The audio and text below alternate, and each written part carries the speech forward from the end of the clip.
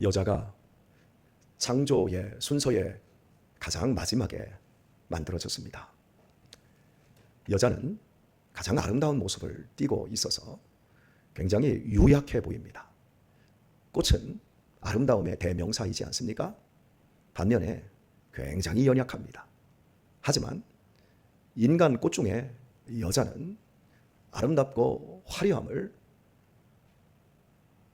모두 갖추고 있지만 일반 꽃과는 달리 엄청나게 강하고 끈질기고 무섭습니다.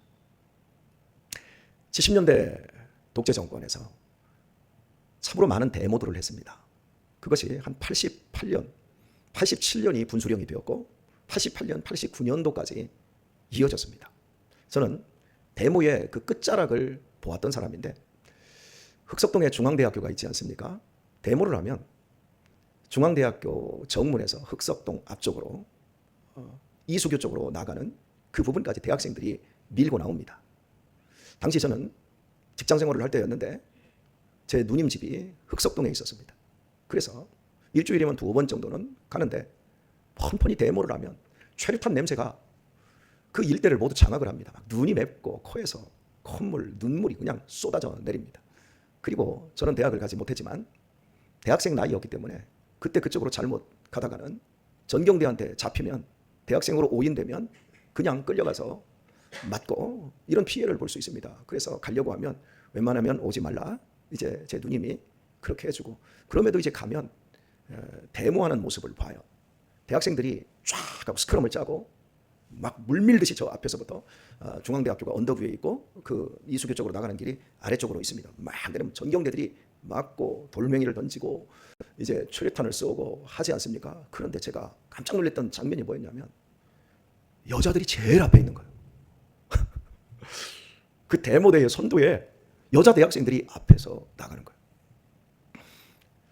여자들이 일단 데모대의 선두에 선다? 그러면 전경들도 어떻게 하지를 못하는 거예요. 이걸 남자들처럼 두들겨 팰 수도 없는 거고. 이제 그런 것들을 이제 염두에 두고 대학생 데모대 측에서 여자들을 앞에 세우는 거예요.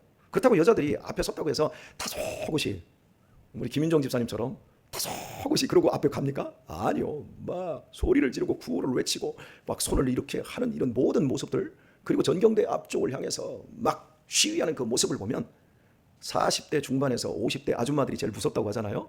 그런데 그 아줌마들보다 그 아가씨들이 더 무서울 정도로 얼굴에 혈기를 띤 제 그 모습을 보았어요. 여자들이 아름답지만 그 속은 어마어마하게 강합니다. 그래서 제가 여자들을 잘 안 건드려요. 남자들은 겉으로는 강해 보이지만 속은 꽃보다도 더 꽃잎보다도 더 부드러워요. 근데 여자들은 겉모습은 꽃잎인데 속은 무쇠덩어리들이 들어있는 경우가 참 많아요. 제 어머니를 제가 어린 시절에 보아서도 그렇습니다. 보통 남자들이 실수로 외도를 합니다. 밖에 나가서 술에 취해서 어쩌다 보니까 섹시집에 가고 어떻게 하룻밤 잘못 엮이는 경우들이 있을 수 있습니다. 그래서 남자의 외도는 거의 다가 실수라고 합니다. 그런데 여자의 외도가 있어요. 여자가 바람이 나고 여자가 외도를 한다? 그러면 거의 2번 다시 돌이킬 수가 없답니다. 여자는 대단한 존재예요. 하나님께서 이스라엘을 여자로 상징하고 있어요. 교회를 그리스도의 신부라고 여성용으로 말씀을 하고 있어요. 그리스도를 신부로 하고 교회를 신랑으로 할 수도 있잖아요. 이스라엘 백성들을 향해서 너희가 내 신랑이고 나는 너희의 신부다 이렇게 말할 수도 있는데 이스라엘 백성들을 향해서 여자다. 그리고 호세아 본문에서는 암소 이렇게 말하면서 완강하다. 여자는 그 자체로 완강한 존재입니다. 여기에 많은 남자들이 속아요. 결혼하기 전에 젊은 남자들이 여기에 속아요. 여자가 내가 어떻게 해볼 수 있는 존재라고 생각합니다. 아니요. 결혼을 하면 남자들은 모두 큰아들이 돼요. 스스로가 큰아들로 다 전락하게 되고 어느새 내 아내가 내 엄마가 되어 있어요. 그 원리를 남자들이 모르고 고집을 피우고 총각 시절에 그 삶을 계속해서 유지하려고 하면 그때부터 심각한 문제가 발생을 합니다. 저 역시도 이 교회에서는 목사로서 여러분 앞에 얼마나 당당하고 떳떳하고 멋있습니까? 하지만 집에 들어가면 저도 우리 집에 아들이 넷이 셋이 있는데 제가 제일 큰 아들의 그 모습으로 탈바꿈을 합니다. 이것이 저는 그다지 불편하지 않고 오히려 굉장히 좋은 것 같아요. 뭐 집에서 물질의 권리 아내한테 주고 뭐든지 하는 그 일들 당신이 알아서 다 해. 내가 잘 따라주고 내가 잘 도와줄게. 문제없이 가정사가 흘러갑니다. 아시다시피 여러분, 저와 제 아내의 나이차가 상당히 나지 않습니까? 몇 살 차이 안 나요. 그래도 상당히 나는 나이예요. 나도 역시 내 아내가 직관 능력이 되게 뛰어나요. 지난주에도 이제 외부 사람들을 만나서 함께 식사를 하고 상담을 해주는 일이 있는데 저는 전혀 낌새도 못 챘는데 한 타임을 갖고 식사를 하고 카페로 옮겨가는 과정에서 제 아내가 저한테 하는 말, 여보, 당신은 그렇게 감각이 없냐? 그러면서 이건 이렇고 저건 저런데 저분들이 지금 상태 이런 상태야. 그때 눈만 저는 뻐끔뻐끔 뜨면서 붕어가 물을 먹을 때 물속에서 물을 이렇게 먹잖아요. 그때 입만 뻐끔뻐끔하는 것처럼 제 아내가 그렇게 말할 때 뻐끔뻐끔해요. 야, 그래서 하나님이 여자를 내게 붙여주셨는데 여보 고마워. 그리고 카페에 가서 이야기를 하면서 여보 이 부분은 이렇게 좀 다뤄주고 이렇게 얘기를 해줘야 될 거야 하고 한 그대로 이 얘기를 하니까 제 아내의 직관이 딱 맞는 거예요. 여자는 집에서 밥하고 빨래하고 무시받을 존재가 아니에요. 밥하고 빨래하면서 정말 어마어마한 일을 하고 있는 사람들입니다. 우리 신앙생활 하시는 우리 성도님들 가운데 우리 여자 성도님들 자기 자신을 너무 학대하거나 보잘것없는 존재라고 절대 생각하지 마십시오. 우리 남자분들, 내 아내 앞에서 자존심 세우는 거야말로 가장 못난 짓이라고 저는 생각이 들어져요. 아내와는 아무 거리낌도 없이 소통할 수 있고 숨김없이 서로를 주고받을 수 있어야 한다고 생각합니다. 내가 힘이 있다고 그 힘은 내 가정과 내 아내를 지켜주기 위한 힘으로 외부를 향하여서 방어적으로 써야지 그 힘을 내 아내를 찍어 누르는 완력으로 쓰는 것이야말로 세상에서 가장 못나고 비열한 남자라고 저는 생각이 들어집니다. 저는 여기 이명교 장로님이 계시지만 이명교 장로님과 제 자신을 우리 아내 결혼할 때 그때 비교를 했었어요. 그러니까 지금부터 한 25년 전, 26년 전 이때쯤이죠. 결혼을 할 때 장인어른을 봤을 때 사람이 너무 잣대 같고 너무 좋아요. 제 아내가 늘 하는 말, 연애 시절이나 지금까지 우리 아버지는 교회에서의 모습과 가정에서의 모습이 동일했다라고 말을 해요. 그러면서 교회에서도 크게 말씀이 없으셨고 집에 와서도 일체 당신의 불편한 감정을 불평이나 원망으로 자녀들 앞에서 하지 않았다라는 거예요. 그러면서 항상 교회에 대해서 긍정적으로 말씀해 주시고 목사님과의 관계도 어렵고 또 이 장로님은 독서도 많이 하시고 공부도 많이 하신 분이기 때문에 우리 지금 우리 교회에서도 설교를 많이 하셨어요. 근데 예전에 섬기던 교회에서는 거의 뭐 수요일 같은데 목사님이 나가시면 장로님이 다 설교하시고 상당히 똘똘하시고 똑똑하셨어요. 이제 목사님하고의 관계에서도 많이 부딪히는 부분이 있을 수 있어요. 그런데 한 번도 부딪히지를 않고 그리고 가정에 오셔서도 늘 좋은 말씀만 하시고 이런 모습을 제 아내가 결혼 전에도 저한테 그 얘기를 해요. 근데 저하고 이 장인어른하고 이렇게 비교를 하면 내가 유축되는데 이 여자가 나한테 시집을 오는 거예요. 그 아버지 밑에서 그 좋은 아버지 밑에서 호적을 파가지고 내 호적 밑으로 넣는다고 할 때 저는 그때 정말 제 아내에 대해서 너무너무 고마운 마음을 가졌고 내가 당신을 평생토록 사랑하며 보호하겠다라고 하는 이런 마음가짐을 제가 가졌던 것 같아요. 여자들이 시집을 가는 것 콩깍지가 씌워서 너무 좋아서 해볼래 하고 가는 경우도 있지만 여자들이 시집을 가는 것은 사실은 많은 것들이 고려되고 또 많은 것들을 내려놓아야 할 수 있는 일이지요. 남자는 그냥 여자 하나 데려오는 거로 생각합니다. 나를 더 섬겨주고 내 밥을 해주고 내 빨래를 해주고 내 집 청소를 해주는 정도로만 생각을 하는 이런 무식한 남자들이 있어요. 우리 교우님들은 창조의 최고의 걸작물로서 하나님께서 나에게 선물로 주신 아내들을 꽃보다 더 아름다운 이런 인간꽃으로 사랑해 주시고 우대해 주실 수 있기를 바랍니다. 예, 여자들만 하면 하시네.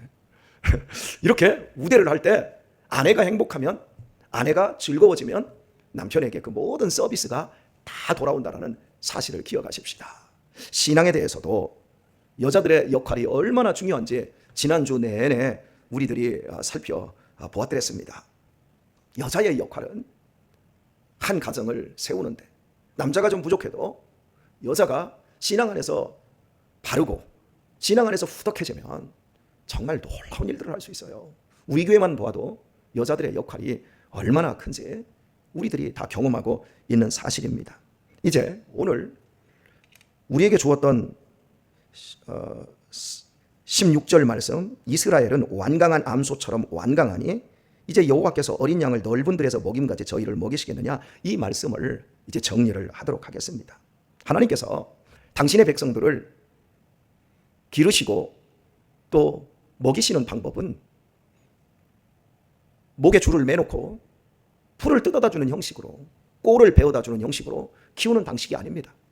넓은 들판에다가 풀어놓고 마음껏 뜯어먹어. 결코 제한적인 인생으로 우리의 삶의 바운더리를 옥죄어 버리시는 하나님이 아닙니다. 우리 한 사람 한 사람을 하나님이 키우실 때는 내가 생각한 것보다, 내가 계획한 것보다 훨씬 넓은 필드를 허락하십니다. 제가 우리 학생들을 축복할 때 예전부터 했던 어떤 어구가 있어요. 너희가 하나님 안에서 진실하게 살고 믿음 생활 잘하면 너희들이 학생 시절에 믿음을 지키고 믿음의 실력을 쌓기만 하면 너희가 계획한 것보다 더 크게 될 것이고, 너희가 갈 수 없는 것보다 더 멀리 갈 것이고, 제가 늘 이런 축복의 어구들을 말을 했습니다. 그렇습니다, 여러분. 우리가 믿음 생활할 때 정말 중요한 건 하나님의 말씀에 먼저 은혜를 받는 일이에요. 하나님의 말씀에 집중하여 은혜를 받으면 우리의 삶의 필드는 반대로 넓어집니다. 그런데 하나님의 말씀은 등한히 하고 세상을 향해서 더 많은 재물과 더 좋은 자리를 어린 시절부터 선점하려고 하면 우리의 가는 길이 자꾸 묶입니다. 제가 요즘은 감히 이런 설교를 못합니다. 그런데 여기 10여 년 전에 계셨던 분들은 기억하십니다.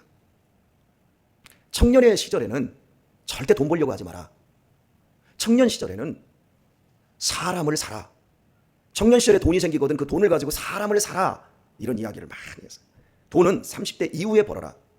20대에는 사람이 무엇인지, 사람이 누구인지, 내가 어떻게 인생을 살아가야 되는지 사람을 통해서 배우고 사람을 내 편으로 많이 가질 수 있는 그런 진실함, 성실, 근면, 이런 것들을 많이 해라. 그러면 네 삶이 굉장히 넓어질 것이다. 이런 축복들을 제가 해서요. 혹시 기억하십니까? 이것을 여진이가 기억을 하고 있더라고요. 그래서 이번에 2주 전 토요일에 여진이와 또 여진이가 이제 함께 회장으로 있는 로가티오라고 하는 젊은 작가들의 모임이 있어서 얘네들하고 제가 저한테도 좀 배우고 싶다고 해서 제가 한 3시간 이상 식사를 대접을 하고 이렇게 이야기를 해줬어요. 그때 여진이가 저한테 그러더라고요. 목사님의 그 가르침을 제가 잊지 않고 있습니다. 그 얘기를 하더라고요. 그러면서 자기도 얼마 되지 않는 돈이지만 학교 내에서 교우들과 또 교회 안에서 내가 가르치는 애들에게 내 돈을 아낌없이 쓴다는 거예요. 그래서 제가 말씀을 드렸어요. 여러분에게도 말씀을 드렸지 않습니까? 내가 밥을 한 번 샀어요. 그러면 저 사람도 나한테 밥을 사야 돼요, 안 사야 돼요? 사야 된다 그랬죠. 내가 밥을 2번 샀어요. 그럼 저 사람이 밥을 사야 돼요, 안 사야 돼요? 사야 돼요. 그런데 안 사도 된다고 제가 분명히 말씀드렸어요. 그죠? 그럼 법은 아니잖아요. 그죠? 근데 3번 샀는데 저 사람이 안 산다 그러면 어떻게 하라고 그랬어요? 쪽내라고 그랬어요. 왜? 저 사람이 내가 밥을 3번 샀는데 한 번도 안 사 그러면 내 안에 정죄감이 생기고 그때부터 인간관계를 다 단절하기 때문에 더 많이 살수록 내가 더 죄만 짓는다고 말씀을 드렸던 겁니다. 자, 제가 또 한 가지는 우리 청년들에게, 학생들에게 부탁했던 건 30이 될 때까지는 자동차를 사지 마라. 자동차를 사는 순간 니네들은 자동차 산다고 거기에 목돈이 들어가든지 할부가 들어가면 그때부터 그 자동차에 묶이게 되고 기름 넣어야 되고 보험 들어야 되고 세금 내야 되고 그러면 계속해서 돈이 어마어마하게 거기에 쏟아 들어간다. 근데 지금 우리 청년들 가만히 보면 자동차 다 타고 다녀. 그때는 걸어 다니고 버스 타고 다니고 자전거 타고 다니고 뛰어다녀야 된다. 그래야 다리가 튼튼해져서 나중에 40, 50, 60 먹으면 그때 더 건강해질 수 있다. 제가 그 얘기를 했는데 다 타고 다녀. 20살이 되면 너도 나도 가가지고 운전면허 붙었다. 그리고 폼나게 다 자동차 몰고 다녀. 죄는 아니요. 그런데 내 얘기를 안 들어 이제. 그래서 제가 여러분에게만 이 얘기를 하고 앞으로 안 할 거예요. 누가 손해지요? 제가 지금 제 허벅지가 20대 허벅지보다 더 두껍습니다. 목사님 참 자랑할 것도 없어서 새벽 대바람부터 허벅지 두껍다고 자랑하십니까? 혹시 그렇게 들으셔도 상관없겠습니다만은 제가 왜 그러냐면 걸어 다녀서 그래요. 10대 어린 시절에 초등학교도 멀었고 중고등학교도 멀어서 내내 40분 50분씩 막 걸어 다니는 거. 그리고 뛰어다니고 그 지금도 뛰고 하체가 무너지지 않으니까 허리가 약한데도 무너지지 않고 허리가 무너지지 않으니까 상체의 건강도 좋아지고. 저는요 제가 최고로 좋은 차는 그랜저밖에 몰라요. 난 아직도. 우리 시대는 그랜저가 제일 좋았으니까. 우리 김경송 목사님도 그죠? 뭐가 제일 좋은지 모르죠. 나도 그랜저가 제일 좋아. 제일 좋은 차로 알아요. 그런데 뭐 좋은 차 타는 사람들 하나도 안 부러워요. 왜 그런 줄 아세요? 좋은 차보다 좋은 다리가 더 중요해. 그죠? 튼튼한 다리가 더 중요해. 많은 사람들이 인생을 사는 지혜를 보게 되면 자기를 스스로 어린 시절부터 제한을 시켜요. 그럼 늙으면 이제 어떻게 할 건데? 젊은 사람들 같이 목욕탕에 가서 보면 20대 애들 벌써 차에 길들여진 애들은 아랫배가 툭 튀어나오고 다리는 세 다리가 되어 있고 나중에 제 나이가 되면 어떻게 할 거예요? 허리 무너지고 다리 무너지고 다 그럴 거예요. 자기의 삶을 나중에 또 옥죄이게 돼요. 그러나 젊은 날부터 비우고 버리고 고생을 자처할 수 있고 근면하고 성실하고 내가 다른 사람들하고 가진 것에 비교하지 않고 내 내면을 채워가고 하나님의 말씀에 진실로 순종하면서 살아가게 되면 나중에 늙어서 우리의 삶의 바운더리는 어마어마하게 넓어지게 되어 있는 거예요. 우리 박미옥 권사님 보세요. 예전 한 20년 전, 30년 전으로 가면 우리 박미옥 권사님은 지금 죄송한 표현을 씁시다. 고려장에 가까운 분이에요. 그런데 오늘 투르크메니스탄에 선교하러 나가서 열흘 동안 쉽지 않습니다, 여러분. 저도 그런 단기 선교 따라가면 이게 쉬운 게 아니에요. 체력적으로 비행기 타고 뭐 한 8시간, 9시간, 10시간씩 가고요. 거기서 또 버스 타고요. 막 12시간씩 이동하고요. 그리고 먹는 게 다르고 그러면요. 우리 제주도 같은 데 가서 여행 가서도 비행기 타고 좀만 가면 힘들어지잖아요. 잘 먹어도 힘들어지잖아요. 잘 먹지도 못해요. 가면 전도해야지, 막 집회해야지, 막 계속 기도해야지요. 낮과 밤이 바뀌었지요. 근데 어떻게 가냔 말이에요. 죄송한 표현을 씁니다. 돼지게 고생했으니까 그런 거예요. 젊은 날 뼈 빠지게 고생하고 힘들게 믿음 생활하고 충성하고 교회에서 얼마나 봉사들을 많이 했어요. 여기 보세요. 우리 김경순 권사님 이런 분들 얼마나 지금 팔팔한지. 막 숭어떼들이 막 팔딱팔딱 튀는 것처럼 우리 교회 목요일이나 할 때 보면 막 튀어요. 우리 천종인 권사님 보세요. 원래부터 선천적으로 다리가 안 좋으신데도 불구하고 일반 건강한 사람들보다 더 많이 일하는 이 모습을 보세요. 어지간한 다른 교회 성도들 파닥파닥 이미 배추밭에 뜨거운 물 갖다 확 다 부어버린 것 같아. 막 부추밭에 상추밭에 뜨거운 물 팔팔 끓는 뜨거운 물 있죠. 확 부어놓은 것처럼 팍 싹아가지고 아무것도 못해. 근데 우리 교회 교인들 보세요. 막 파닥파닥해. 제가 가끔씩 권명정 권사님 오산에서 새벽에 왔다가 또 낮에도 오고 막 아니 거기가 여기 그 버스 타러 나오고 버스 타러 나오는데 다 15분 이상 걸어나오고 20분 걸어나오고 또 여기까지 버스 타고 오시고 또 여기서 죽으라고 일하고 또 가서 또 그러고 가는데도 지침이 없어. 도대체 저 여자가 죄송한 편입니다. 저 여자가 지금 58년 개띠 맞아? 아니야. 70년 개띠보다도 아니야. 82년 개띠 같아. 다 어디에서 이런 원동력이 와요? 하나님의 말씀에 꼴을 뜯고 조용히 순종하며 살면 하나님께서 우리의 삶의 지경을 든든하게 보호하시고 지키시는 겁니다. 오늘 말씀했습니다. 우리의 남은 생에 그동안 고생 많이 하셨어요. 최고로 넓은 곳에 갈 겁니다. 천국. 그죠? 이 복된 신앙생활 마치기까지 아름답게 달려가는 우리 귀한 여자 성도님들, 이 꽃보다 더 아름답고 강인한 여자 성도님들 되어주시고 또 그 뒤를 우리 큰아들처럼 우리 남자들 잘 보호하고 잘 따라가며 행복한 남은 생애를 살아가실 수 있길 예수님의 이름으로 축원드립니다.